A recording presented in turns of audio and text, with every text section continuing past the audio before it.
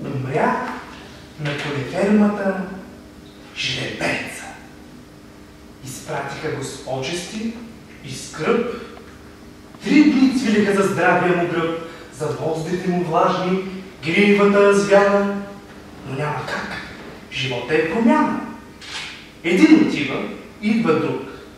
Накратко нужен бе заместник тук. Но кой ли поста на жребеца ще заеме? Висока длъжност, задължения големи. Събра се ръководството, размисляха, спориха и най-подир решиха на този пост да се издигне от чакъра Катъра.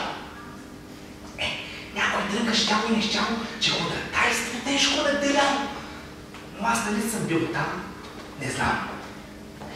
Катъра стъпи длъжността веднага и както се полага, кобилките му следваха заунени.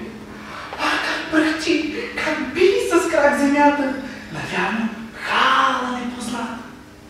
И почна работа Катъра. Цял ден тича, цвили, кипи от здрави мъжки сили, на баша, на разходка, водопой, кобилките редовно води той. И все лудува, и все припрян, и все заед, и в по-добрян. Чудесно, браво, просто образец за длъжността жребец. Ама не щеше времето минава и нещо странно се настава. Уж всичко е наред, наглед, а пак кобилките се сбират и мълчат. Нито играят, ни пасат. И няма кончета и гриви, край тях да бягат, да разтърсват гриви. Вред пустош, тишина.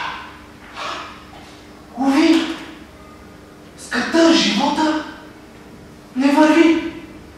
Най-после някаква кобилка без да чака на ръководството направо се оплака. Не може вече да се трае.